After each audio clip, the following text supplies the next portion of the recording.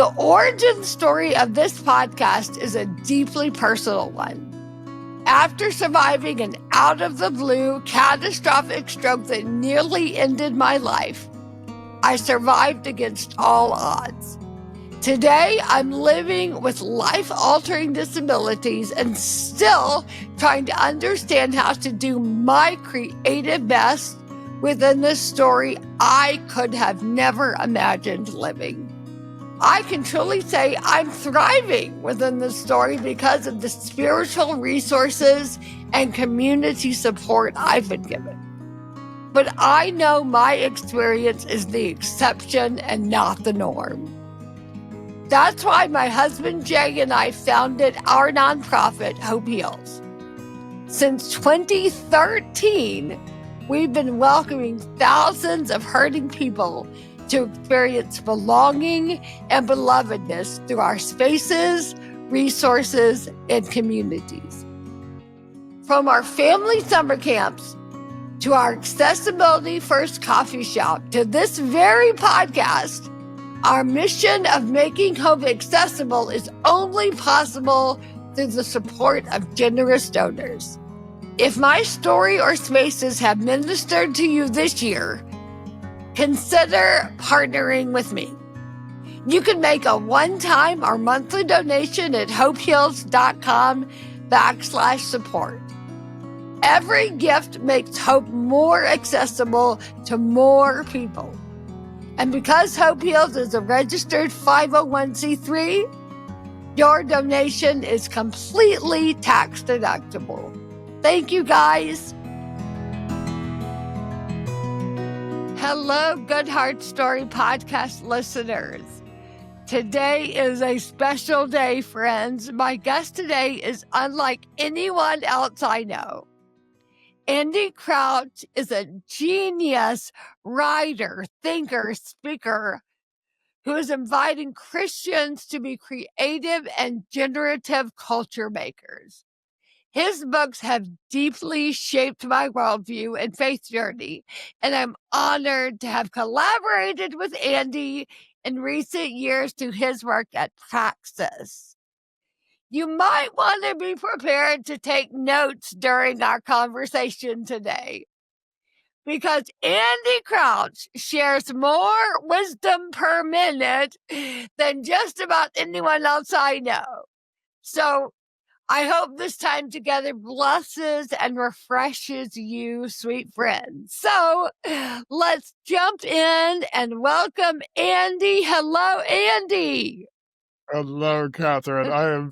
That was a ridiculous introduction, but I'm very glad to be talking with you.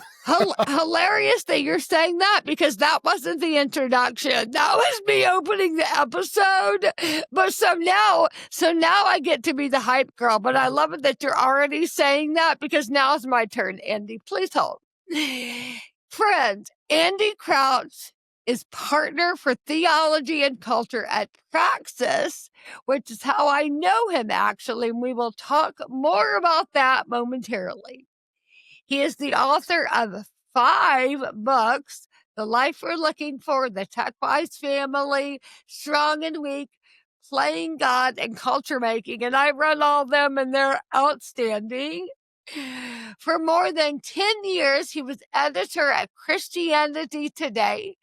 His work and writing have been featured in the New York Times, the Wall Street Journal, Time Magazine, and definitely, most importantly, he received a shout out in the Craze 2014 single Nonfiction. For 10 years, he was a campus minister at Harvard University in the University Christian Fellowship, and he studied classics at Cornell University and received an MDiv summa cum laude, no less, from Boston University School of Theology. So, okay, Andy, that was actually the Gus Session hype girl moment, but you thought it was earlier. Funny. So, Andy, hey, anything you want to add to that introduction? I want to subtract a bunch of things. No. So the interesting thing about these bios, of course, is that they are always the highlight reel of your life. And if you knew how much pain, struggle, suffering, tears, dead ends were part of every single one of those little lines that you mentioned. And, if you could get like the B side or the flip side, you'd know me a lot better. Let's just put it that way. Oh But, my goodness, but it's all true. what And a it's. beautiful thing to say. And I'm going to steal that because the highlight reel just Yeah. doesn't put words around the depth that each one of those things cost in my journey through life. Yes, exactly. Exactly. That's But powerful. full Well, of, full of I want grace to and joy. start, Andy, telling our listeners that we met through Praxis. And I don't know about you, but I really struggle to put words around what Praxis actually is. Could you please help me with this? Yes, well, so it's above all a community of people bound together by a belief that we should be creating new culture in the world to address the major issues of our time. And the way that we do this is what we call redemptive entrepreneurship. So we're really at the very heart a community of people who have started things. Some businesses, some nonprofits, and then all the people who come alongside those founders. So investors and philanthropists and it's hard to explain because most of what we do, so to date, is about 13 years of life and work together, has happened in fairly small rooms, like the room that you and I met in, where we had about 20 people focusing on for a couple of days, in that case, on kind of entrepreneurs and culture makers in the realm of disability. But we've done this kind of in many, many different dimensions. We have entrepreneurs in every possible kind of sector of life and every part of the world. And they're bound together by faith, by a shared faith in Jesus Christ and a desire to kind of build things in the world that reflect what he would will for the world. Honestly, On earth as it is in heaven. So, it has restored my faith in humanity. When oh, I wow. attended the Napa Valley, just the big yearly summit, Yeah. right, in May of Yeah. last year, the amount of founders and funders there to be a part of this work was, I mean, it was unbelievable to me. It really moved me deeply to see these, businessmen from Omaha taking some days off work to just come and be a part of this move of God. It's glorious. So I'm just honored. And I kind of am obsessed with Praxis. It's like the coolest thing out there for us believers. And I'm a huge, huge fan, Andy. And speaking of specifically what Hope Heals, our team was a part of, is the ORI, which means the opportunity for redemptive imagination, coming around this question: how can we view, or how can society view disability as a gift? And Yes. what a big, incredible question that was asked by the Praxis community. And I I'm just so thankful that you guys are asking that question and inviting us to enter into answering that question. And I want to ask you why. Why was that ORI selected in the first place? Yeah. We have a list of about 30 plus areas that we've discerned partly through what our community is working on are kind of major issues of our time that really Christians should be deeply engaged in responding to and should be creatively responding to. And I mean, they range all over because just a few months before we met with you, we were working on child welfare and the foster care system, especially in the United States, and I know you some of the were. Oh, redemptive so needs there. glorious. Glorious. But we also have a group working on artificial intelligence, a bunch of people who are actually building companies in that space. And so how did we choose these, or how do we choose the question of how disability can come to be seen as a gift by our society? I think we're trying to feel our way toward what are the issues in the world that sort of raise the biggest questions about what it is to be human that are not answered well if you lack kind of the good news of the gospel. That is for, I mean, even something as different from the conversation you were part of as artificial intelligence, it raises such deep questions about what it is to be human. Absolutely. And if we haven't had our imaginations renewed by encountering the human in the face of Jesus Christ above all, and all the people whose lives have been touched by him and who are being remade into his image, we are really going to take the wrong direction. And I would say that, part of why, so we've got 30 of these. We've only convened groups to work. We just kind of put that list together a couple years ago. Every year we pick a few to really intensively focus on, even though our community is working on all these issues in different ways. And we put disability early because it just feels like it gets to the heart of what our society is missing, the Yes. way our society misunderstands what human flourishing is. It's like this master key to the illusions of our own modern world. Right. And so it felt really important to kind of tackle that early and continually with some friends, and to have you all as part of that Could was just not amazing. be more in alignment. And so much of your personal work, your books, is about, yeah, speaking to what does it even mean to be a human being? And in that conversation, in conversations about things like AI, what is actual humanity? What is the worth of a person, an inherent worth versus ability or capacity? Yes. And just, yeah, as I was prepping for this interview with you, I kept thinking that question, that theme is so something clearly on your heart and in your writing, even not specifically necessarily, although you sometimes have talked about sickness and disability being a part of your just the Lord really enabling you to process the humanity around us of what do we do while we're on earth? How do we steward these stories? And I think it's so cool. And I'm just so honored that Praxis has come into my life. I feel decidedly unworthy of this profound gift. And I just want to say thank you so much. Well, that should be how we go through life feeling, right? Is decidedly unworthy of this profound gift. That's like a great motto. Oh, it Catherine, truly is. yeah, I should say that this was I'm in my late 50s now. This is a lifelong journey for me. I came out of college, and as the bio mentioned, I spent 10 years working with undergraduates at Harvard. People who get to Harvard as undergraduates, that's not where I went to college, but it is where I spent 10 really amazing years in, ministering along in the name of Jesus as best as I could. But people who get to Harvard, young people, that is 18-year-olds, they have won a series of like lotteries that they didn't even know they entered. Because to get to that very, very competitive place and get through, I mean, it's such a selective environment in some ways. You have to have been, frankly, very, very lucky in your life. And then you go to college, and this is true of a lot of college experience. You're surrounded by people who are young, who are largely healthy.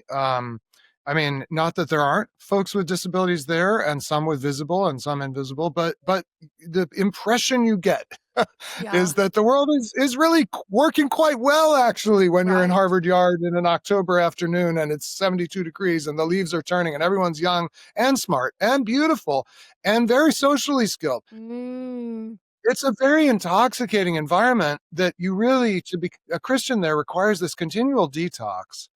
And, for all Christians, the place where this kind of centers is going to the cross. And whatever our circumstances are, whether we've been very fortunate, like a lot of the students I worked with, or whether our lives have had a lot of adversity from the beginning, you go to Jesus on the cross and you realize there's another story being told here of what is true humanity, what matters most. And so I was thinking about this as a campus minister with undergrads, but to be honest, like so many issues, you can kind of put it off. yes.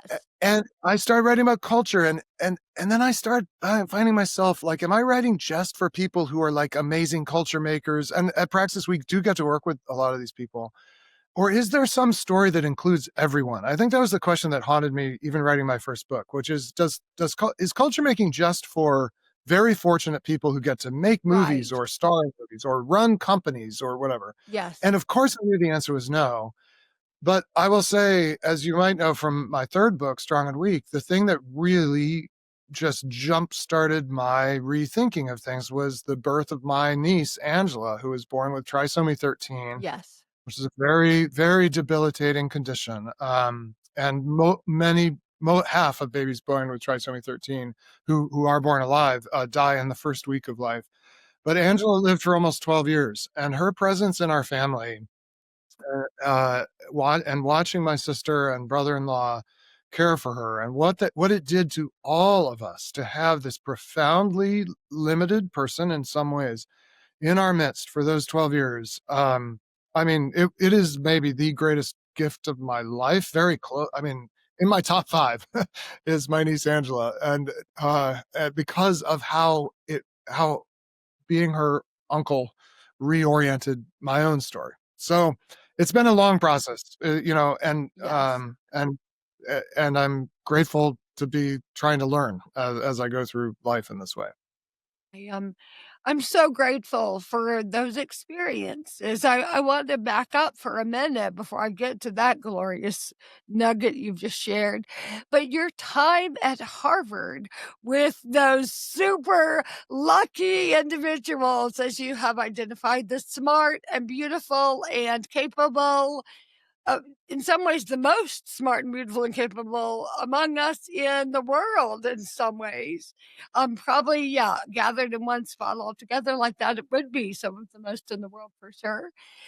And what is coming to my mind is that, um, for instance, Amy Julia Becker, a mutual friend of ours, Amy Uh, Julia, who attended Princeton University herself and is clearly an intellectual, has yeah, written yeah. prolifically about having a child with intellectual disabilities. Her daughter Penny is experiencing Down syndrome, and how that kind of has rocked her world.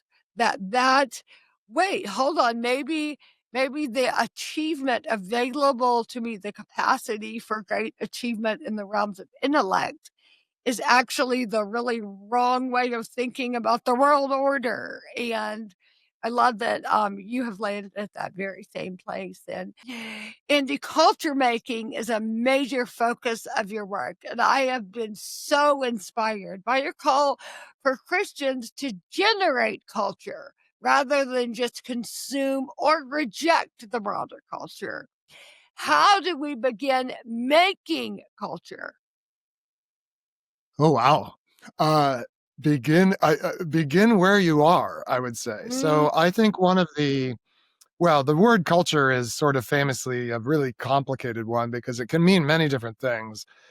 But there's two things that people often think of when you talk about culture, and they are both arenas that ordinary people feel like they can't touch. So one is like popular culture. So I don't know, Taylor Swift gets to make culture, yes, or yes. music, movies, and of Beyonce, course, totally, totally. yeah, exactly. Now, should Christians be making pop culture and making movies and making music? Absolutely. But most of us won't do that. For most of us, that's not our vocation, and so you can feel like, well, this is just something I turn on the TV and whatever's on is on. I'm not making a TV program, right? The other way culture has been used, maybe this is a little less common now, but you sort of think of it as something that cultured people do. So, oh, that's like going to the symphony or the art museum. So that's what we might call high culture. And again, I think most people feel like, well, I might visit a museum once in a while, but I'm not really part of that world. That's not for people like me. So the first thing that I want to do when we talk about culture making is reframe. Culture is what human beings make of the world. All the time, we are making something out of the world around us with those around us. And sometimes it's very large scale. You can make a movie, but sometimes it's telling your child a bedtime story. And so if you are raising a family, for example, you have a family culture. That is this small group of people in your home is making something of the world. And then you have a culture of your block. I live on a kind of one block street in a small town outside of Philadelphia. And there is absolutely like a way that we do things on this particular block, which, if I'm being candid, it falls short of what I think would be best because we Yeah. don't say hello to each other much, and people kind of live their own lives. I live in kind of a prosperous suburb where people are very busy, and there's not much time. Like there aren't porches, for example. There's one porch on our street, two porches, but most houses don't have porches, so people aren't interacting a lot. And that's the culture. So that raises the fact that we may live in cultural environments right around us that really are not the best. And so the culture making invitation is, well, you can make something out there. And in fact, only you can.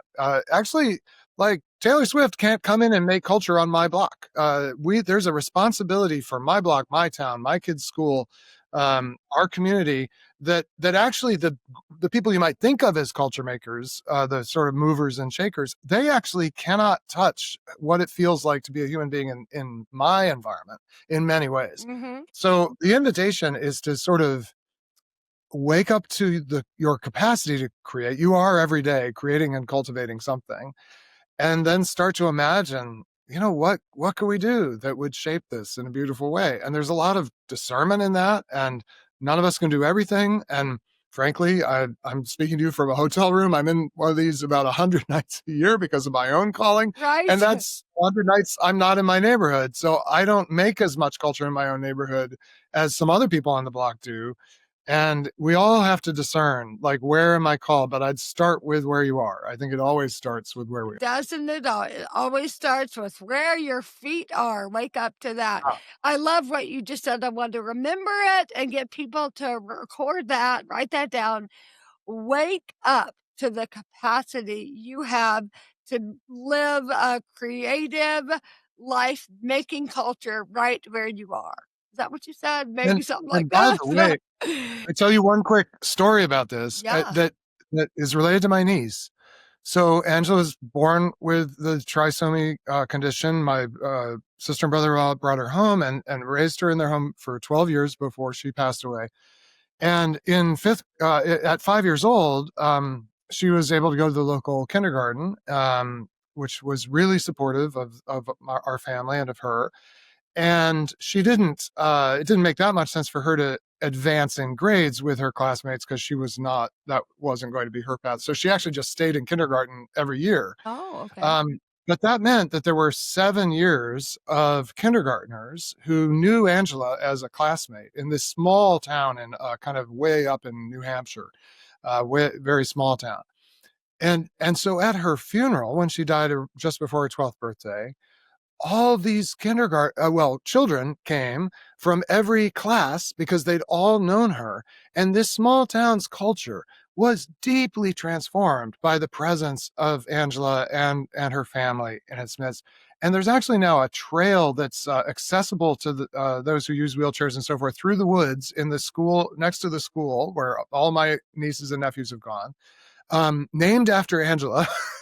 So that's literally culture. Okay. Culture is what we make of the world. If you find a way to carve a path through the woods and then you grade it so that everyone can access it if they need mobility assistance and so forth, and then you name it and it becomes part of your town.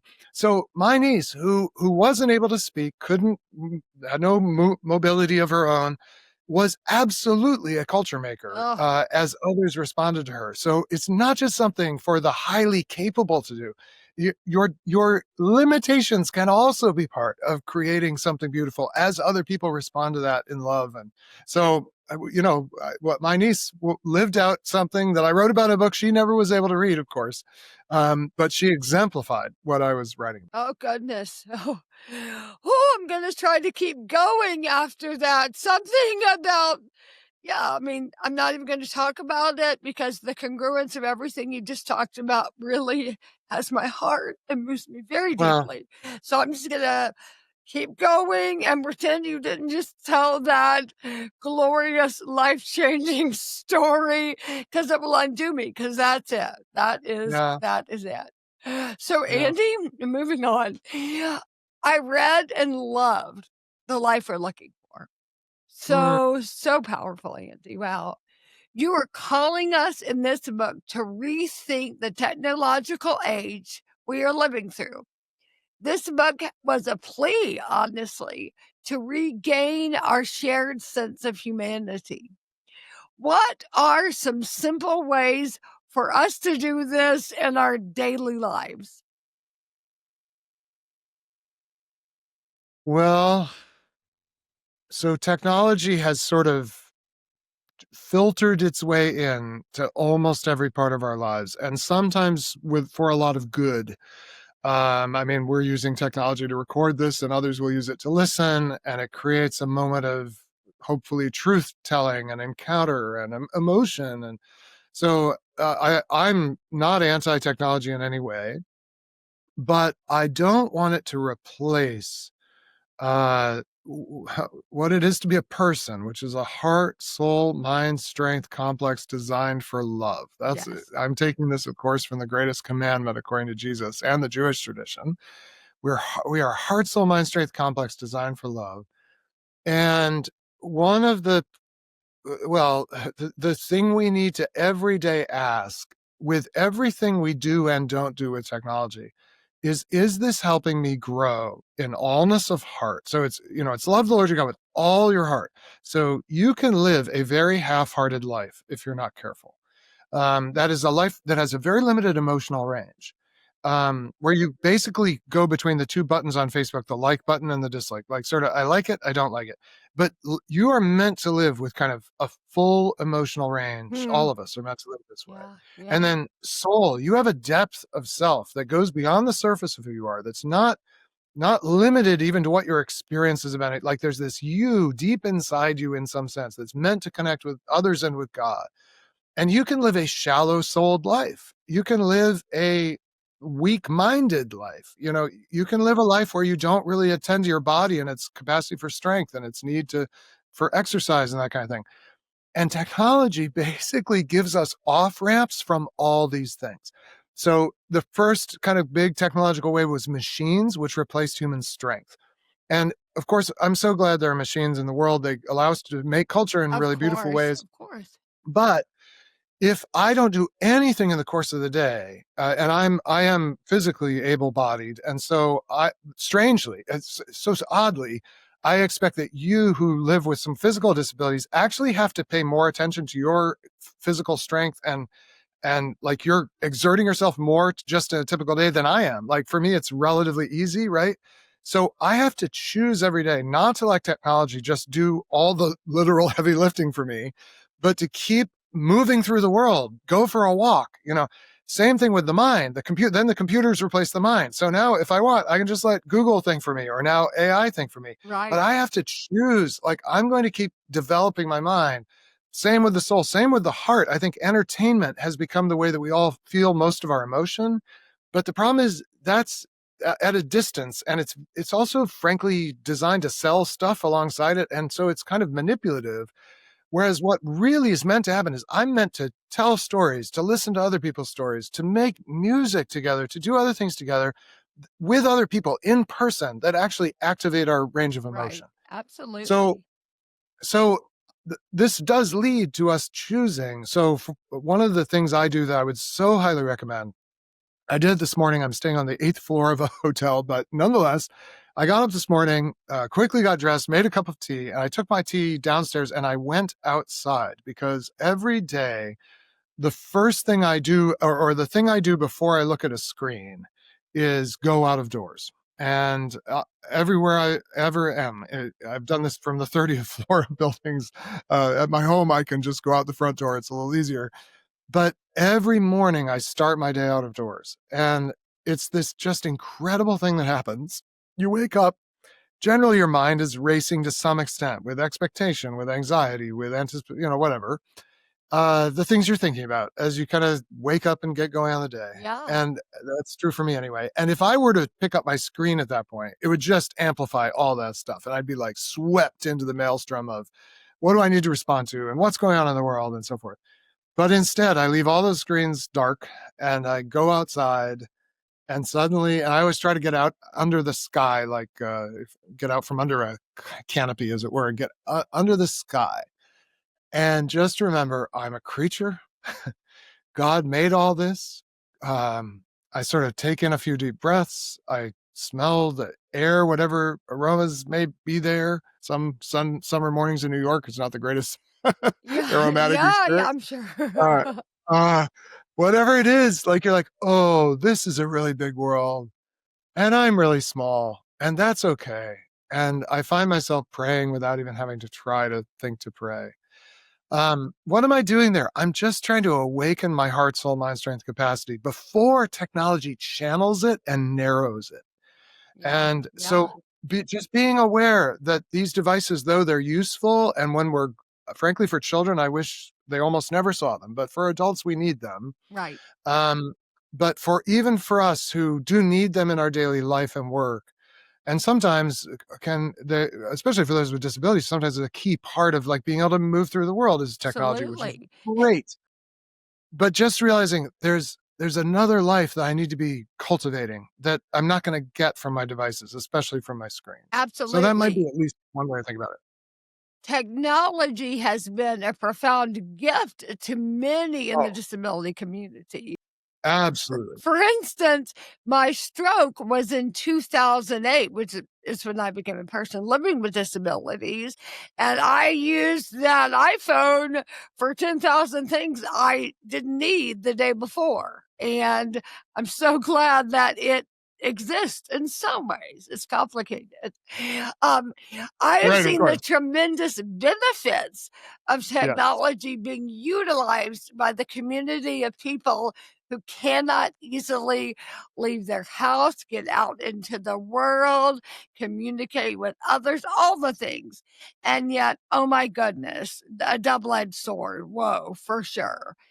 I've very much Yes. seen the loneliness, the anxiety, all the things that come with technology. It's definitely a both and so worthy of much contemplation and discussion. Towards the end of this book, Andy, there's a chapter entitled Charmed to Blessed. Do you say blessed or blessed? You can say either. Say blessed, I guess. Yeah, Blessed, yeah. okay. Charmed to blessed. Yeah. Oh, it is so good. The subtitle is The Community of the Unuseful. I feel that so deeply. It feels like you were describing our home industry, actually. Yeah. It feels I like you're hope so. describing, I yeah, hope our camp, truly. yes. Yes. And, It was I hope I captured I didn't I have heard of Hope Heals from many friends who've been there, but I don't write about it directly in that chapter. but But you do absolutely write that about was it.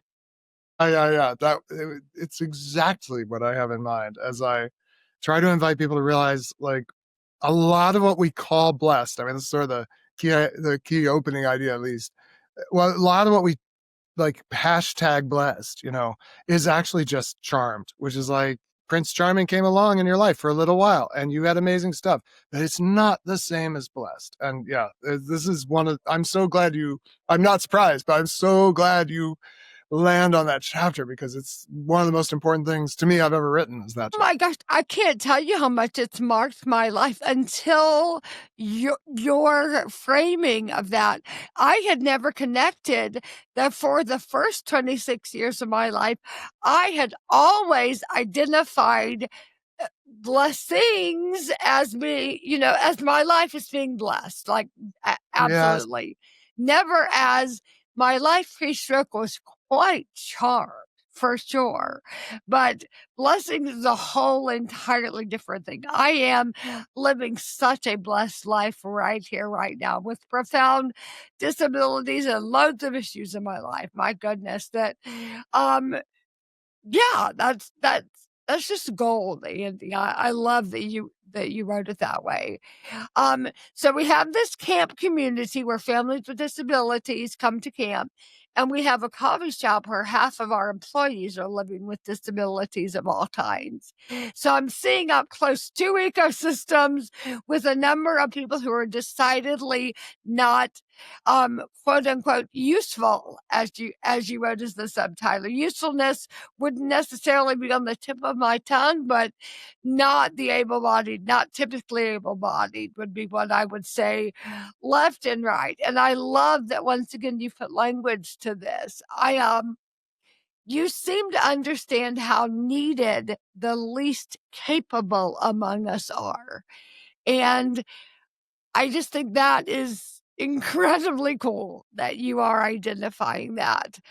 Within our camp community, we value mutuality of ministry. In fact, mutuality of ministry is a value of our overall ministry, Hope Heals, not just the camp.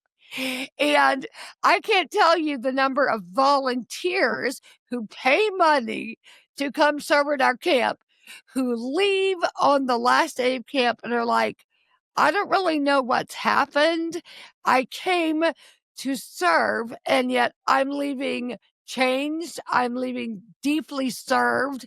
And Yes. I say on the opening and orientation, like, I'm just going to go ahead and throw it out there now. You're welcome, because you're going to be saying thank you on the final day, and you will have sweated it out in Alabama. You will have had food that maybe is not quite as tasty as you're used to. You're going to be roughing it, and yet you're welcome, because I'm giving you this profound gift of being in this space. And it's deep. It's deep. So the mutuality of ministry is, so important for our world in this moment.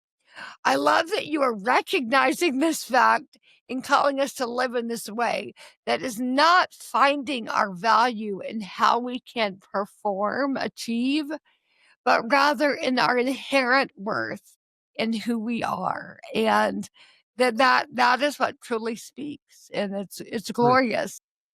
I feel Wow. like there is a new, impossibly complex issue to understand and respond to literally every day, Andy. I, I have some key voices I tune into to help me untangle these ideological knots. And you're one of those voices, honestly.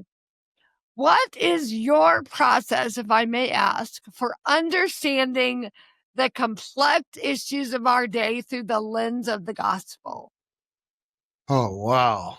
Goodness. I know I should have warned you, and I apologize. That was a hard pivot. This is a hard one. Hard pivot. I really wanted to get that question No, I in. appreciate it. But right after talking about camp and mutuality of ministry, that's decidedly like weird and from left field. So I No, no, no, no. apologize. No, let's go for it. Let's go for it.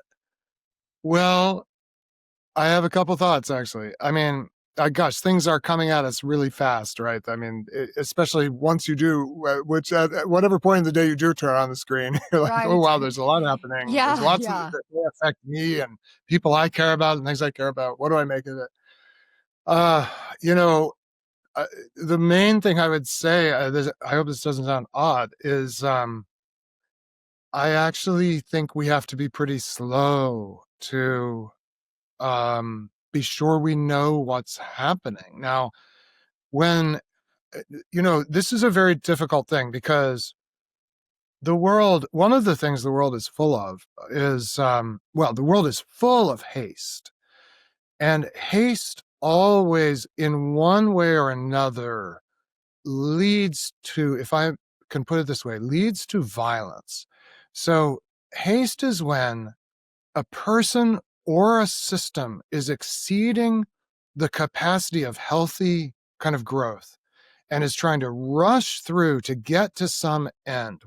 And sometimes the ends can be good and sometimes the ends themselves are not good. But hurry leads to violating the limits and appropriate kind of carrying capacity of other people and other systems. And that is the essence of what I'd call violence. Now, if I can take it just a slight detour, if I close a door, I'm using like a physicist would say, I'm using force to close a door if I'm closing a door with my hand. If I slam a door, I'm exceeding its sort of design limits, right? And why do I slam a door? Because I'm either in a hurry or I'm angry, or often I'm angry because I'm in a hurry. Right. Yeah. Um, Yeah. Both. and so when I say violence, I mean I'm exceeding the limits of what a thing or a person or a human system was designed to bear in a healthy way. Yeah. And at the limit is physical violence that actually transgresses the boundaries of the body and injures the body or takes the life of someone or even an animal. there is so much violence, of both the literal physical kind and the more spiritual kind, coming through, sort of, there's so much of it in our world. And you would think, gosh, if that's happening, how can I afford to be slow in responding? Like, we've got to move fast. Like, people are doing bad things out there. We need to do good things out there. The problem is, if you seek to do good things at the same rate that people are seeking to do bad things, you will actually do them in a hurry. You'll do them in Of haste, and course. you will actually do damage. And sometimes you have to. And, like, I mean, God forbid, should your house or this building I'm in catch on fire, the firefighters will break a bunch of things to get the people out. And that's the correct thing to do, of course. Yes. So there are situations where just hurry and collateral damage just has to happen to save lives, right? But the problem is, we've gotten into this situation in our culture where everything feels like a 5-alarm fire. We're all mentally, if not literally, rushing into burning situations, Yeah. trying to Yeah. bring a burning good response, because we always think we're on the good side, right? I feel like a huge part of my role, as a thinker, if that's part of what I do, is kind of think. I do think out loud, but my first job is actually to not speak. It's to listen, to be slow, to pray, and try to discern what is going on behind this outbreak of haste and violation. What is going on behind this? Now, there's actually, weirdly, two things going on in our world. One is like haste. The other is sloth. That is, people are missing the chance to live. They're settling for very attenuated forms of life. And I actually think there's part of what technology is doing is making us feel very rushed and like we need to respond. But the other thing is, it's giving us all this entertainment, all these ways to just pass the time and not really be awake to the world we're in. And with both of those, I have to sort of, in a way, take enough time to know what could I say or do that would actually interrupt the cycle of exploitation and introduce a sense of hope and room to reflect. And that ends up with me feeling very inadequate, actually unuseful much of the time, because I don't post a lot of stuff on social media about things that are happening right now. It's not because I don't care. It's because I'm just not sure I can quickly help something that's happening so fast. We need slower people in the world, and my own job is to be a relatively slow person. And I mean, does that make sense, Katherine? I mean, It I will does, say but I'm disagreeing. I think you are, you're doing great, Andy. I was a quick student. I was a front of the row, front of the classroom kind of kid. Always had my hand up, and I've just had to learn, like, that's an ability that I can use well. Like, when we're having a conversation, I'm able to fairly quickly put together thoughts as you ask questions and as we Yes. interact, and that's a gift, hopefully. But in a deeper sense, it's actually something I have to learn to tame. And our world right now is just full of people who are not taming the quickness of the tongue, Yes. the fire that burns in us, sometimes very justly, Yes. but that if we just let it out, it's actually just going to recapitulate the cycle of harm and Yes. disrespect and shame. So yeah, I'm trying to learn how to, like, respond only as quickly as I can, which is not very quickly, to really complex things. I love that answer, and I'm trying to do likewise and failing left and right, and I'm moody and emotional, and I have a deep justice bend, and Of course. it's hard. Yeah.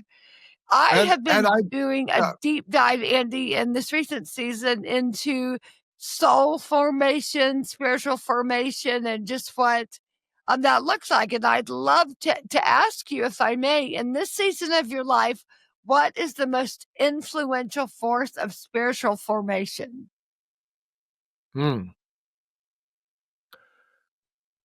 I think it's largely bodily. So my friend, Justin Whitmore Early, has a new book out called The Body Teaches the Soul. I think sometimes when I think of the soul, we think of this kind of immaterial thing that's disconnected from our body. But I actually would say, partly because I spend so much of my time in front of either screens or books. So communication technology, like, Yes. if you think of a book as one Yes. of those, and then Yes. screens are another. My soul is sort of overloaded with content. So there might have been other seasons of my life where I said things I was reading were really spiritually formative. That would have definitely been true, like in my teens and 20s, with great benefit to my Mm-hmm. life, my whole life.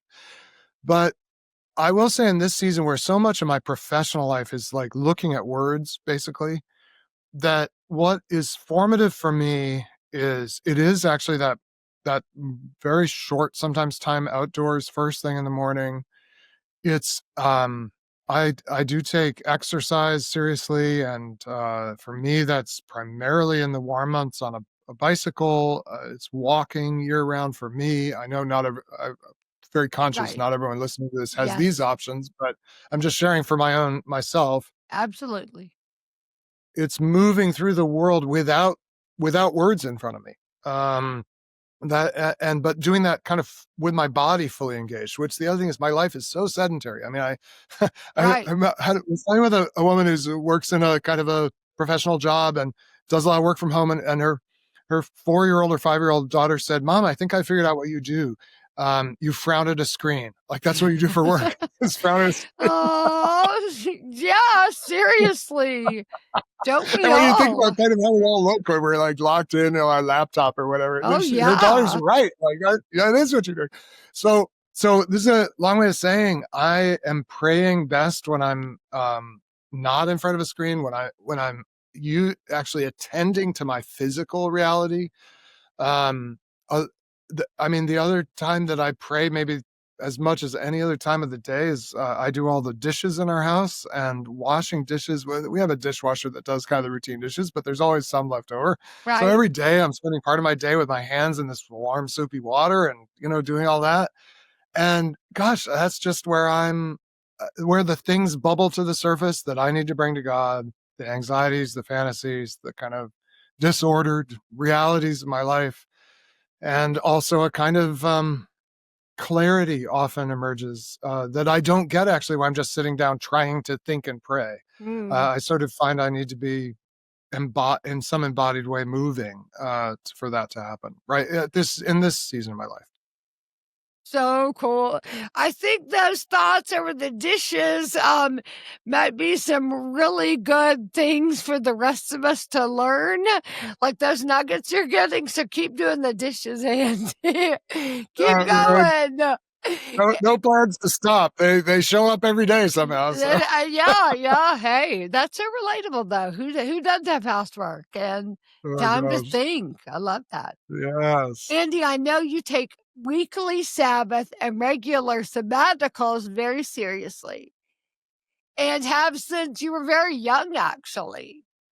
If you could go back in time 30 plus years, what other spiritual practices would you put into place in your life? Wow. I'm so glad you didn't give me these questions ahead of time because I would have been so intimidated. Uh, yeah. Okay. Sorry. 20-year-old Andy, what should you be doing? Um, well, let's see. It's probably I would, hard because you were already doing a ton of the good stuff when you were young, it sounds you know, like. so yeah, here's the thing. I I was very disciplined, and I I I was really fortunate in high school. I became a Christian at the beginning of high school. I had really good mentors. I went off to college really seeking Jesus, had some more amazing like mentors in college. Mm, And I got those ducks in a row quickly because I'm actually kind of an ordered, disciplined person generally. The Myers-Briggs test has kind of this one dimension of, it's labeled J and P, and it just basically means, do you prefer structure or do you prefer openness? So yes. actually, what I would tell 20-year-old Andy um, is not, here's another structured thing you need. It's you need to learn flexibility. Hmm, So I was too, actually, when you brought up the fact I'd been doing Sabbath from an early age, what went through my mind was yes, and I was very legalistic about it, right, and yeah. I even was legalistic to my fellow like Christian students. I went to an Ivy League school. People were working really hard. Most of them work on Sundays then and now. I was like, hey, you're a Christian, you shouldn't be working. And that's not wrong. And it would have been better for everyone. It is better if we take a Sabbath. And I did through college, but I was legalistic about it. And so that's like, that's being like rigid and judgmental about something. That's one issue. But the other is just relying on structure rather than relying on responsiveness to God. And I think the discipline of being in places where I don't know what to do. I think I avoided a bunch of social situations where the kind of classic extrovert party type settings where I, as an introvert, don't quite know what to do and I don't know who to talk to. And I think I avoided places where I could have had some really wonderful serendipitous kind of discoveries. This So answer is delightful, Andy. You are reframing this question so important. Like, what you would do is, I mean, be more flexible, I guess is the way to say it, but yeah, also you wouldn't do anything. That's the thing. You'd be different. no, I would arrange my life with more room for interruption and surprise. Now, I think when I had children, my capacity for interruption went way up. There's been I've learned a lot. So this is not necessarily 57-year-old Andy, Yes. but 20-year-old Andy, I think was really missing. Yes, be disciplined, have structure. That can be a real gift to you and others. But I was definitely missing spontaneity. And yeah, so that's what I don't know how you make that into a spiritual discipline, I but love there's it. probably a I way. mean, I don't know either, but I'm here for it. Yeah, live in a more flexible posture when you're young. I think that's really like an important part of any conversation about spiritual formation because it probably can many times turn into some legalism. So that's actually a good word.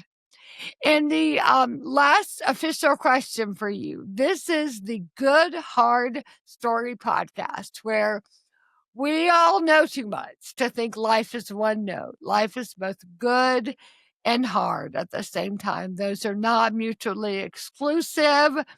They coexist. Things are hard and good and hard. And I would like to ask you, what is good in your story?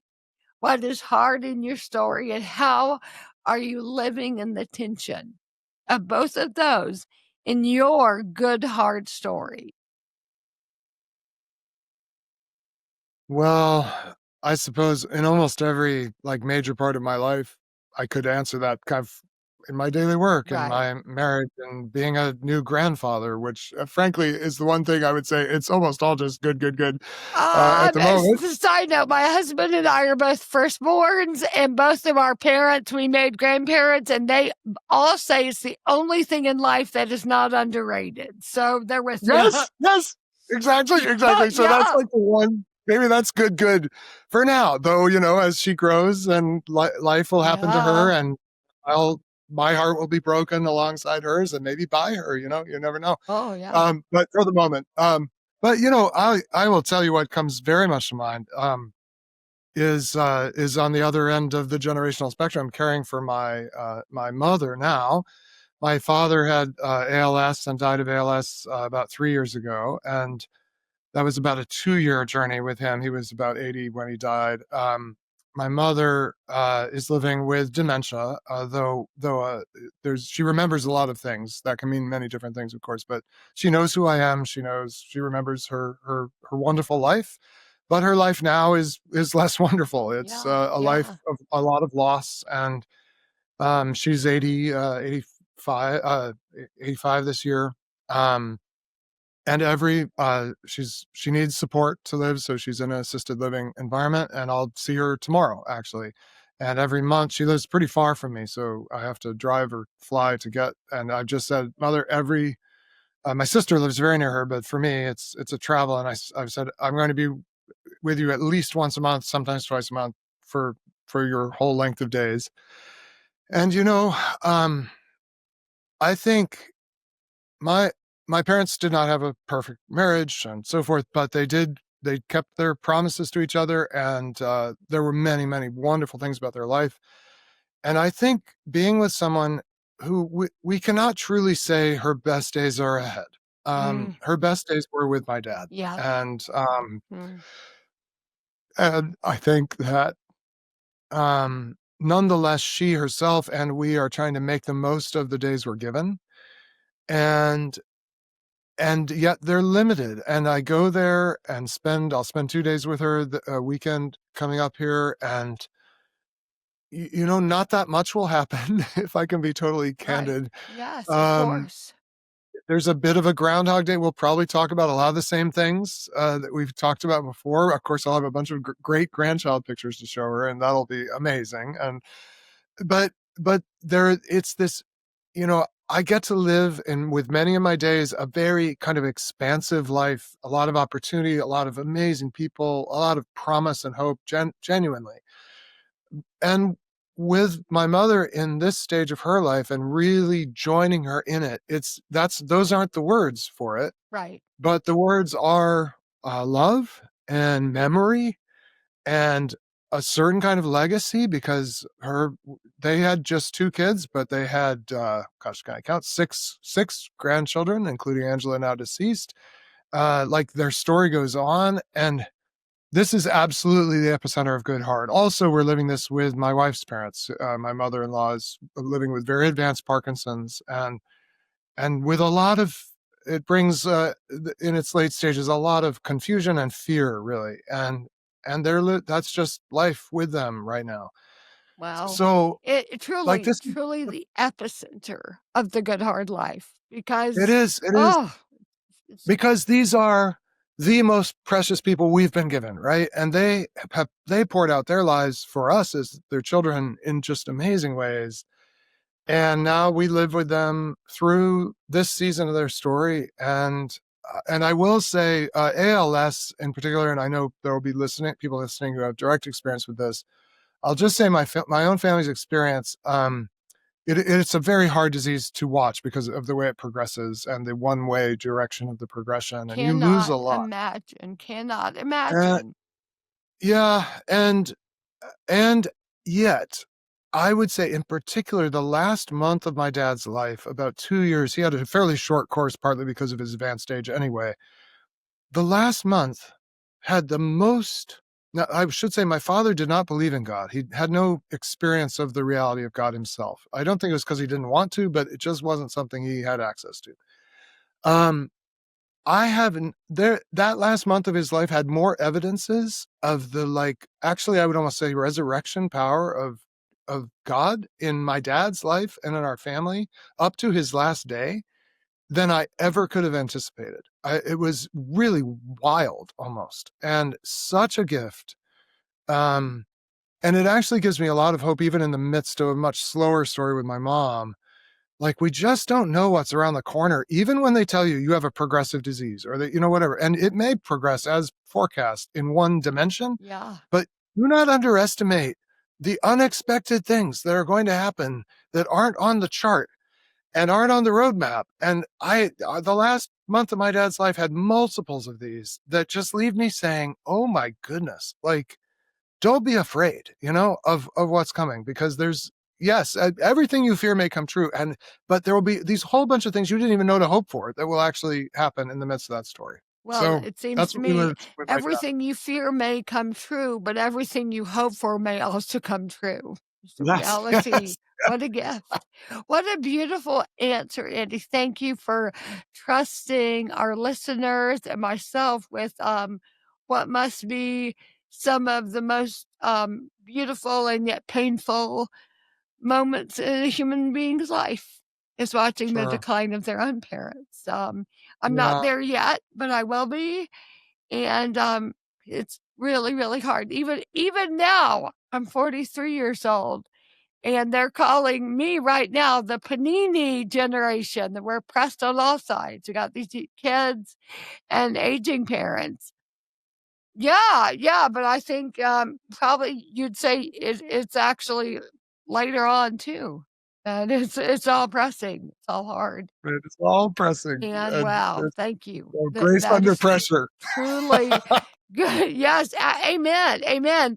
Listen, where can people find more of what we've been talking about today and keep up with you? Well, I'm always embarrassed by that question these days because I've sort of abandoned social media. Just I'm busy and haven't kept up with it. I don't know where, but there are 5 books.